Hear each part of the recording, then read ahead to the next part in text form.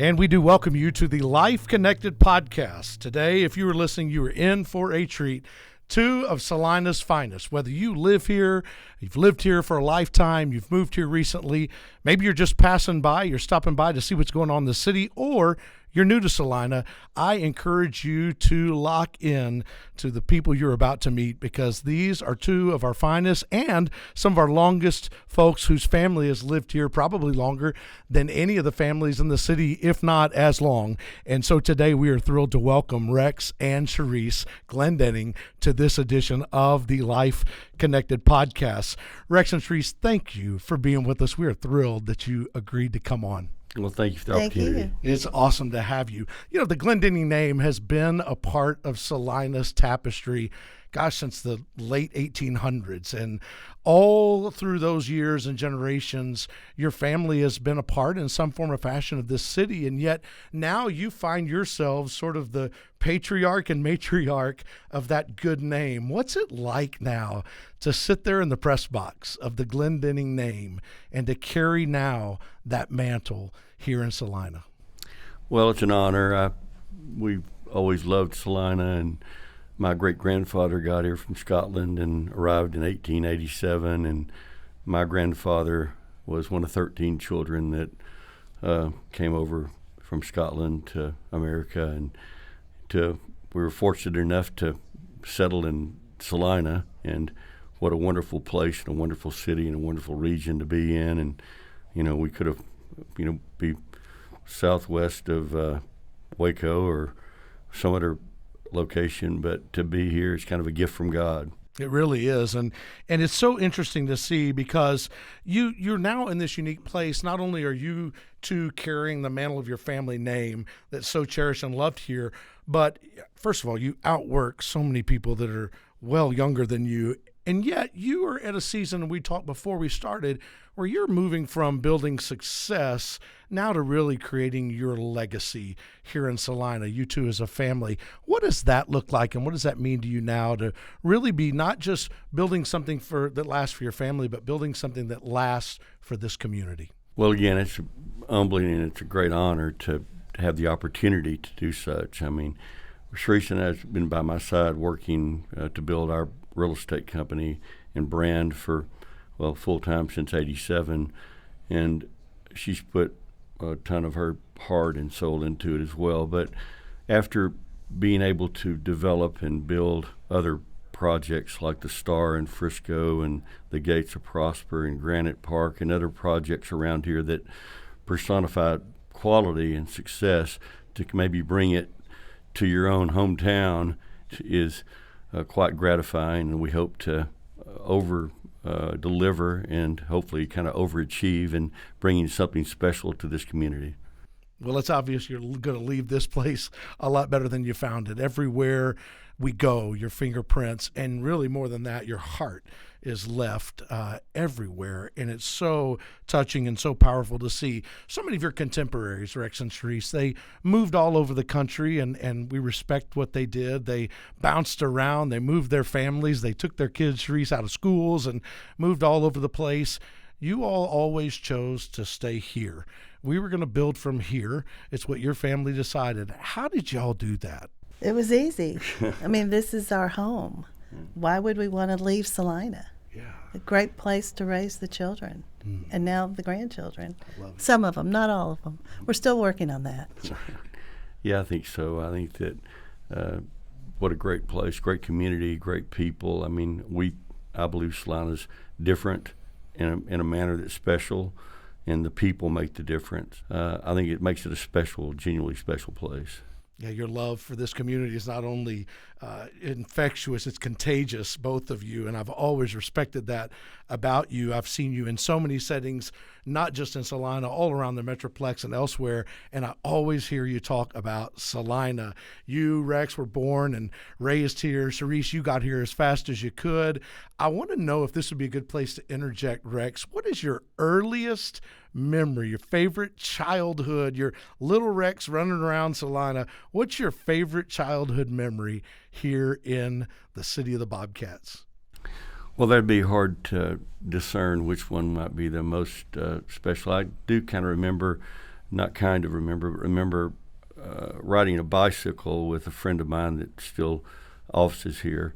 And when Preston Road was built in 1962, 63, and the old Business 289 that goes through Celina, the new highway, Preston Road, was built. And before it opened, riding my bicycle through downtown Celina out to what is now Preston Road, and when it was rock and they hadn't even put any pavement on it yet, and looking back, and that being the Shawnee Trail, where hundreds of thousands, if not a million, Longhorns were pushed down that highway, or really the trail at the time, 1864, 1865 through 1872, 73, and to look back and to think that, on that same trail where all those Longhorns after the Civil War were traveled, we were riding bicycles out there and creating a new main highway, and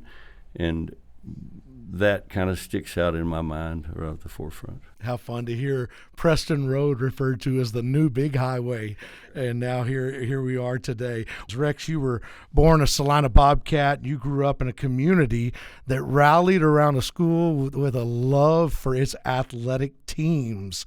I want to hear about your favorite Bobcats memory, your favorite memory of being on a team here in Celina playing for the Bobcats.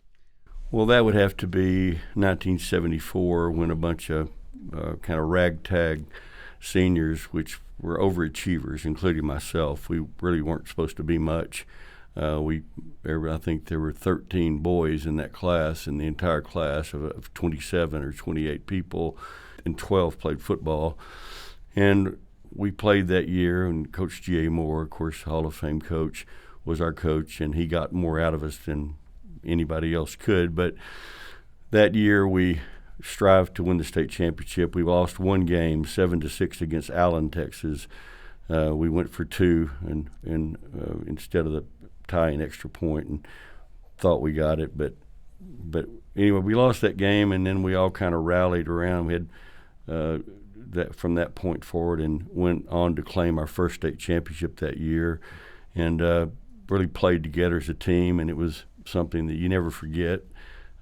Friendships and relationships that never leave your heart. My children, or our children rather, we're all went to school here and played athletics here, and my son played football here, and they all have state championship rings to show for it. And my father played quarterback here for the Bobcats back in the 30s, and my brothers played with, and I played here, and then Sherese got to witness and be a part of the culture of Celina and community by, daughters being cheerleaders and daughters running track. But the culture and the community and the love that you feel in Celina kind of instills a different mindset and a different feeling ongoing in life, and it's a special place. It is a special place indeed. After high school, Rex, I'm sure that you had football on your mind some, but you also had your future on your mind, and planning how you would finagle your way and work your way back to Celina and what you would do. What was that journey like? Do you remember thinking about, how am I going to build a family and a business and a livelihood and a life in my hometown when I get done with college?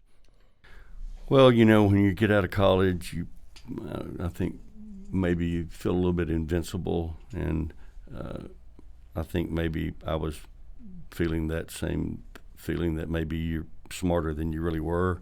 And so we experienced a pretty significant, probably the most significant downturn in the real estate market ever here in this, maybe saving except the Great Depression from the 1930s. And we experienced what was a savings and loan deregulation and the savings and loan crisis from about 1986, 87 through about 91, 92. And honestly, I don't really know how we survived it, through the grace of God and hard work. And, Sherese kept telling me, you're the best, you can do it. And we kind of worked our way through that difficult time. And when you're broke, you don't have any money. When you're negative broke, it's when you owe somebody and you don't have any money. So we were negative broke. And through the grace of God and hard work, we, pulled ourselves out of that difficult time frame. have built our brand and the company up to a point to where we feel like Celina is ground zero. This is kind of the first time in our career or in my 44-year career, that I could say there's no better place in the continental United States, or maybe the world, to be than right here today in Celina, Texas. Absolutely. Sherese, you don't have to look too far in your rearview mirror. Before this corridor was as golden as it is today, you probably remember being newly married, through this struggling savings and loan and real estate crisis, new babies, and not a lot of grocery stores nearby. And tell us about early life when you first moved to Celina and what life was like here. How big was Celina? Where were all the grocery stores and the shopping? Where'd you go for clothes shopping and Christmas shopping? What was Celina like when you first got here? It was small. It was my memory that is so stuck in my brain is with how dark it was. Because I grew up in Richardson, we had lights. And then when I moved out to Celina, I'm like, Rex, it's so dark. I can't see. There's no lights. But as far as shopping, the corridor was not golden, and we had to drive to Preston and Park to grocery shop. And, of course, the pediatrician was down there in Plano. So it was a lot of driving back and forth. But it was fun. It was great. Preston Road was a 2-lane road. There wasn't a toll road. There was maybe, 1,200 people in Celina when I moved here. It was small. 1,200 people. One stop sign. Well, one stop light. It was a flashing yellow. That's true. Yeah, I don't call that a light. Things have changed quite a bit. Just to hear Sherese talk about how small things were, it just reminds me, Rex, people have described you as a visionary, just being able to see things that aren't as though they are. And in that same season, when Sherese was having to drag kids to Park and Preston to grocery shop, you're looking across these same Collin County plains and you're seeing something more. When did you realize that Celina was not forever going to be this little farming community with 1,200 people in a blinking light? Well, I always had a vision that our market it's always pushed north, and development in almost all cities in Texas, well, not just Texas, the United States, grow north. With the rooftops that we have now, to see the retail, to bring Costco to Celina and H-E-B to Celina is a big deal. And now we're not just talking about it, we're actually making it happen, and it's kind of unfolding in front of our own eyes. I love it. We are sitting here with Rex and Sherese Glendenning, and what a joy it is. They're longtime residents of Celina and North Texas. Their family's been here for 140 years. We're talking about life and land and legacy, and we're so grateful that they have joined the Life Connected podcast. And having just been featured in Life Connected magazine, I hope you, our listeners, are enjoying hearing more of their story and just the personal side of their family's journey through Celina. Rex, you spent a lifetime pursuing land deals, buying and selling land and brokering growth, and some of your respective friends that you know and love, guys you do life with, they did other things. They chased other commodities. What was it about land that you always had your eyes on and your heart a Twitter for? I believe that the dirt, I'm kind of a dirt guy, and every land, dirt. I've been kind of crowned in my little circle of guys that compete with me as the king of dirt, and actually trademarked that, coin to that recently. But dirt is at its core, in my opinion, true value and true wealth. And I think Sherese kind of thought a couple of times in our 40 plus years of marriage that I was obsessed and crazy. But every dollar we made, or every dollar after I paid Uncle Sam and the overhead or whatever, I would go buy another farm or buy another piece of land, which is non-income producing, and it's dormant, and you kind of have to be patient. And I compare it a lot of times to buying green bananas. Nobody at the grocery store wants to buy a green banana. They go in the store, you see the green bananas over there, nobody's going over there. They're going to the ripe banana they can take home and eat tomorrow. Well, in my business, you have to be willing to buy green bananas. And I'm a green banana guy that believes in that. And I guess 30 years ago, we began acquiring our land here. And for 30 years, every year I would acquire whatever we could afford to buy for cash. And now maybe we don't look like we're so doggone foolish, but really nobody wants to wait 3 decades to see something mature. And fortunately, we were patient in abiding our time for 3 decades in a spot that it panned out. And so we're pleased, happy, and Sherese has been a great partner in allowing us to be patient. Wow. Has cattle and cattle raising always been a part of your lives and your family's life? We've always raised cattle. My grandfather and father always raised cattle. Now, I will have to say they dehorned anything that had a horn on it. And so if it had a horn, it was vexed, and we dehorned it. But yes, cattle were always ingrained in my mentality and my upbringing. Farming and ranching were a part of, my upbringing, and I loved cattle. Mm-hmm. At what point did Rex and Sherese decide they wanted to integrate longhorns and become a part of the family tradition of cattle raising? I'm going to let Sherese tell that story. We were forced into the longhorn business. Okay. So Rex was working on a real estate deal with J.B. Hunt. And at the 9th hour, J.B. wanted to pay Rex his commission with longhorns. So Rex comes home and tells me, Sherese, you got to go pick out some longhorns, because instead of cash, we're going to get longhorns. I said, no, we need the money. We can't do that. He said, well, we have to. So we did. We picked out 4, and 2 of them are on the wall at home. Rex said, we'll just go and sell them the next weekend. That didn't happen, of course. But then we got to studying the bloodlines and studying the history of the Longhorns. But for the last 40 plus years, every Longhorn you see on the highways around here, from the tollway to Preston Road to God knows whichever road, they're ours. And I guess my personality is kind of obsessive compulsive, and I guess it boils over into the Longhorn industry, and she has to put up with that component of it too. But talking about the community, how do you determine where you're going to place them? I know there's a ranching methodology, but how do you determine, do you factor in, hey, we want people to see and enjoy these Longhorns when they drive through Celina?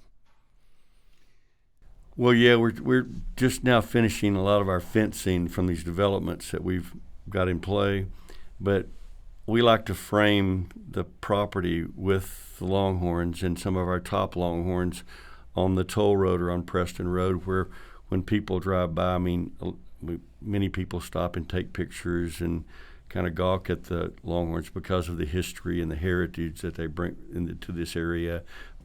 Celina's leaders talk a lot about guarding the heart and heritage of our community. We'll restore an old water tower. We'll protect our downtown square. We may have these robust, massive plans for tomorrow, but we want to hold on tightly to yesterday. I know that matters to you too, despite the fact that you are in the development and in the growth business. Here's the question, and I'd love both your opinions. Is it possible to grow big, but to guard the heart and soul of the small town Celina? I'd say absolutely. Yeah. When I first moved to Celina, there was a billboard that said, country charm with city conveniences. And this is, back in 1984. And I wish it was still up, because I loved that slogan. And I think we can keep the country charm. Yeah. All right, the last question's for you, for the boss. So Costco's coming, Lowe's is coming, Walmart's coming, Celina's changing. Are the Longhorns going to stay?